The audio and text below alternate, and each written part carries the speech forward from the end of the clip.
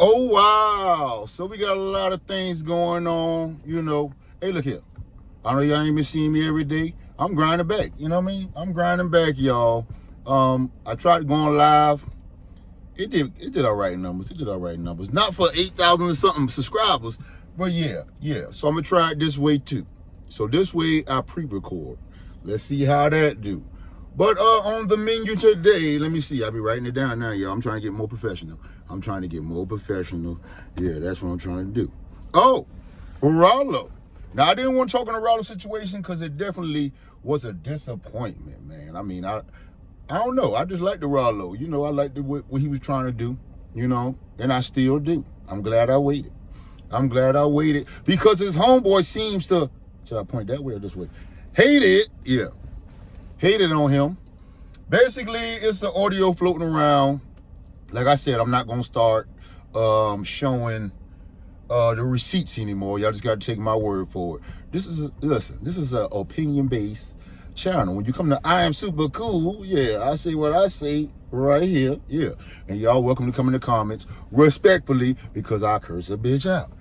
You know what I'm saying? So at the end of the day, Ralo, one of his partners, yeah, ex-fam goon member, took it to the internet, yeah, and basically said, you know, he's standing on business, you know, it don't matter who rat, this and that.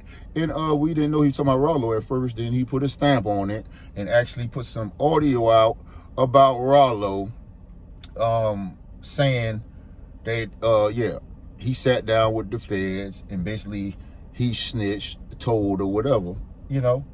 And everybody was in awe. I think Boosie unfollowed them. You know how Boosie is. Boosie, I'm standing on business. Yeah, 21 Savage was hurt by it. A lot of people. If y'all look at Ralo, he was basically like a street dude, you know, who was successful in the streets. And, you know, what made his story more real when he was rapping. And basically he was trying to take, he was in a private jet and took $2 million worth of weed, you know, over wherever he took it at. Yeah, and he got popped. And he was sitting in there waiting to get sentenced by the feds. And, you know, Ralo was basically saying, you know, it's people that you can pay to take your charge, you know. So he was trying to really finesse the feds. I don't think it worked. Because 1090 Jake got everything. If y'all don't know who 1090 Jake is, he's the king of paperwork. So basically, you know, it checked out. Buddy, I forgot his name, ex-fam goon member.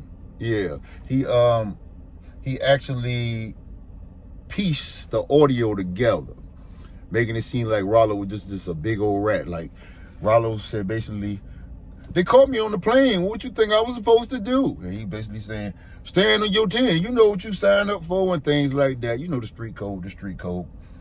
But, you know, of course, Ralo fought back. So now there's new paperwork out, basically saying he didn't tell on anybody.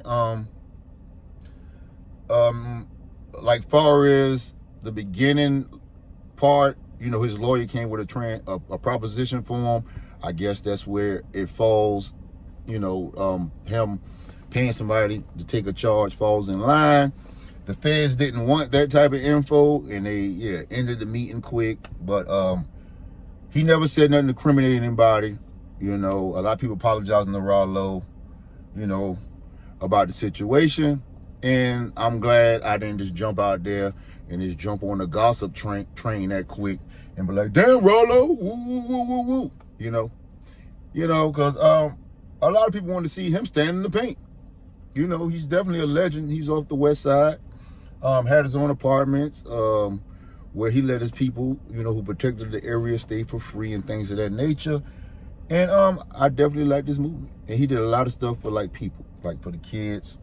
He's Muslim. He always call you up, you know. So he it's good to see him stand on all 10. Now, do y'all think paying somebody to take your charge and you the big man, like y'all think that's snitching? I don't think so. I think it should be some little men who wants to keep the organization going, who don't mind you staying out and being fruitful, taking care of the community. If they're not doing it that big, take your check, sit down for him, let him continue doing what he's doing, and that's how it goes. As long as he ain't told on nobody out the click, and he has proof of that, Like a 1090J got proof for him talking to one of his co-defendants, and Buddy said, "No, you ain't never told on us, man." And Buddy a clout chaser who put that out anyway. And it's proof that he is, because he was in 1090 Jake's DM months or weeks ago trying to say, "Man, I got proof that Ralo snitch, but it's gonna cost you a bag." But I guess 1090 Jake never checked his DM because it probably wasn't a relevant name he saw, or probably went to, you know, when you're not following the person, it goes to the gook. Yeah, so when he finally checked, he seen it, and he seen Buddy was all about a check. So, yeah. What y'all think about that? Let me know in the comments. Do y'all still consider Ralo a snitch? And those who call Ralo a snitch, Ralo said y'all owe him an apology if you feel he's not now. You know? So, if you go on IG, a lot of people talking about it, Ralo definitely is still commenting on it. Yeah, comment on certain things. I just think, like, when Ralo had to explain it, that was kind of, like, crazy. Even though he ain't got the time cut, so who gives a damn? He's basically telling you he's trying to finesse the feds by paying somebody to take the charge. But if it would have went through, I think it would have went left with the feds. Now they looking at this like, oh, he finessed us. Come on back to court, boy. Come on back to court. Bam! You know? So, it's probably good that he didn't get the time cut. You know what I'm saying? And I look at it as he's still standing on all 10. And free Ralo. Free Ralo. But one thing that else happened, or should I say that? Wait. Forget it. I said it. I said it. I said it. I said, now which way I look? This way or this way? I don't forget, y'all. I said it. Yeah, that way. So, another thing is, DJAkademiks and YB. Damn. So, DJAkademiks basically was talking about a situation about Durk, and it looks like Durk and Nbayoungboy squashed the beef or whatever. And you know how Durk trolls, so I guess Durk liked it. You know, and knowing it's going to get up under Nbayoungboy's skin. You know, just think about it like this. That was like opinion of Akademiks. He didn't talk to NBA in a minute. He see it wasn't that much beef. Nobody was talking about that situation anymore. So he took the air, said his opinion. Lil Durk trolled, of course, because Lil Durk know how to get under your skin, and liked it. And that's all he had to do for YB to say, act a bitch. And they friends. You just imagine your friend getting on, don't understand what you're doing. And yeah, like act is mad. Act like, man, I've been posting the man stuff when everybody blackballed him. And, you know, just out of love, he's starting to act to do a few errands for him that cost him tens of thousands out of his pocket. He never got paid or nothing for, just for Nbayoungboy. And Nbayoungboy comes with a rant, and says, fuck Akademiks, basically, And, this goes all the win. Goes all the win. Yeah, call Axe a bitch. Call Axe a bitch and talking about, basically taking the industry side. When Axe feel like, basically, I was taking your side. Like, he don't even know Durk. So Axe is really pissed off and saying, look, I washed my hands with it. And basically telling everybody he's not posting Nbayoungboy for 3 months. Nbayoungboy has his number. And I guess Axe feel like they need to come to a conclusion about this. Like, why you felt that way, that you had to just jump on the airwaves, and just shoot at me when you got my number, and I didn't mean nothing by it. Like, I don't even talk to Durk. Like, if you would have asked me that, you would have seen that. But Nbayoungboy, of course, is a loose cannon, you guys, when it comes to tweeting and posting. Yeah, sometimes he just go with his first mind, don't have nothing to back it, just feel how he feel. Yeah, and that's how it go. But actually, he never did an interview with Durk. He talked to Durk one time just to, it wasn't like that. It wasn't like that, nothing that stuck, and he's a blogger. So he's going to talk about everything. Like, you can't expect him just to pick bloggers to pick a side, and he pick your side, really, Nbayoungboy, if you think about it. If he posting your stuff, you're not paying the man. You send the man to do errands. He doing it for y'all to love. And then one little situation come up with you don't understand where he coming from with it. Yeah, an assumption, and you just say, F him, F act, he weak, and all, whatever way, something like that. Something like that, y'all. Something like that. So, Act is pretty pissed off. We'll just see how that go.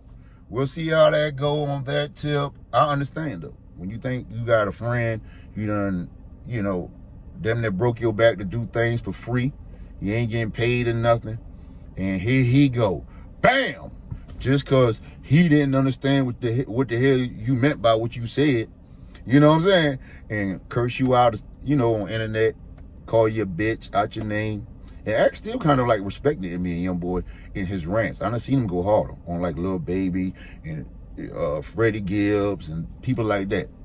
So yeah, shout out to Act for, you know, keeping it in the stack. In my opinion, with Nbayoungboy, I just felt like Nbayoungboy didn't keep it a stack with him because you felt some type of way, and this man did certain things for you without asking for pay.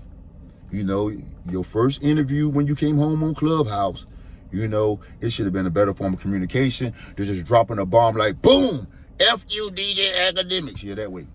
I know I curse too, y'all. I'll be trying to. Never mind. God ain't done with me yet. But anywho, let's see what the next one is. Oh, YoungThug brother Unfoonk. Now, if you don't know who Unfoonk is, that's YoungThug blood brother. I think they got different mothers, different fathers, something like that. But it's his brother. So we was all blowed that he took a plea against YoungThug and got out. Well, they caught him again, yeah, with a banger. Damn. He had all that probation, y'all. So now he got caught with that gun. Yeah. He might as well ain't took no plea. In my opinion, unless he could prove what people are saying, like the police set him up. You know what I'm saying? What the police do? Put the gun on him? Or what? Listen to his conversation and knew he had a gun. Which, y'all let me know in the comments, how did they set him up? I think I seen a few bloggers talking about the police actually set him up. Yeah, but when you on those strict type terms, yeah, ain't no gun involved. You don't even need to be nowhere where you have to have a gun, you know? But you know, if if YoungThug, I don't think YoungThug would kill his brother. Who knows? Hell, it happened in New Jack City. I don't know what he got a gun for, y'all, but he is still YSL coming out with, yeah. It's beef on these streets. It's beef on these streets. And in prison, because y'all seen how dudes scrape the YSL off the man. Never mind. Never mind. Never mind. But anywho, yeah, at the end of the day, Unfoonk is back locked up. I'm going to do a little more research and see how did the police set him up, because people saying that. But the fact of the matter is he done got caught with a banger. That's a big charge, man. That's a big charge that'll sit your ass down. Yeah, sit your ass down somewhere if you are on probation or on a plea deal. Yeah, so I won't be surprised if they try to get that boy the whole 10. And hopefully he got some lawyer money, because if he crossed Thug out, ain't no way Thug trying to pay for that. And he got his own shit getting paid for. Now, I know YoungThug probably got help because a lot of people love him. Yeah, so he ain't got to worry about no lawyer fees and all. Yeah, maybe some. Or probably reimburse them when he get out, because he's going to be big when he get out. And this case is, oh my goodness, this case is full of so many shenanigans. The lady told me she about to go on OnlyFans page for one of his co-defendants. Yeah, to have to, you know, the money they paying her, she might have to start her OnlyFans just to survive out here and still make sure her client is straight. That is funny. But yeah, then I think one of the lawyers or somebody called, the jurors called the judge a bitch, and Perks getting traffic in, and all type of stuff, y'all. All type of stuff. But that's on the Unfoonk, who is YoungThug brother. He is back locked up for a banger. Yeah, not a song, y'all. I'm talking about pop, pop. Yeah, that way. And last but not least, Finese2Times is living up to his name. Finese2Times had a show in Alabama. Yeah, and you could see the crowd saying, that's not him, that's not him. And I clearly could see that's his brother. He talking about his opening act did it for him. At first he was saying on the phone to the manager, man, come on, why would I do that? Y'all see me down here, woo, woo, woo. Why would I come down here and not come to the show? And but then paid him 20 bands and pissed off. He like, you can clearly see that wasn't him. Y'all know what I'm saying? Like, bro, and his brother looked just like him, but too light-skinned to go for Finesse with a mask on. And Finese2Times, I don't think we see you wear masks, too often. Yeah, so you got to get a better lookalike. Oh, yeah. Put some makeup on your brother, make him a little browner. And, a little chubbier suit. Yeah, because people call that shit out like, that is not him. And it damn sure wasn't, because Finese2Times came back and said, look, I was down here, you know what I'm saying? I let my opening act just do my thing, you know. Hopefully, it probably was hoping it slide, but ain't nobody letting that shit slide. People be looking for that. you got to have a real looking like a far away stage. You can't do it in no club. You got to be like way up there, like rolling loud when nobody can't really see you. You know what I'm saying? Not close and personal where everybody too close around you. Yeah, and zooming in. Yeah, that way. So Finese2Times has admitted that night he did too much drinking and too much fentanyl. He thought he was about to die. So what y'all think? Should they forgive Finese2Times? Finese2Times say he's gonna make it up to him, and that's what it is. But it's definitely, I don't feel like his brother does any rapping, so it definitely wasn't his opening act. So he's still throwing the finesse in there.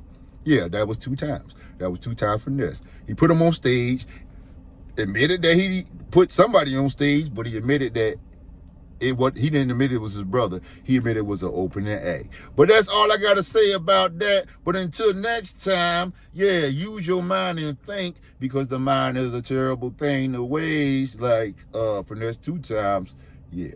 You should have put some makeup on that boy, so I made him a little dark again. Yeah, and thought about that before you put him up there with a mask too. Yeah, that ain't him. That ain't him. Think before you move, and Finese2Times, yeah, don't do too much fentanyl now. You know, you don't fumble the bag down, don't fentanyl.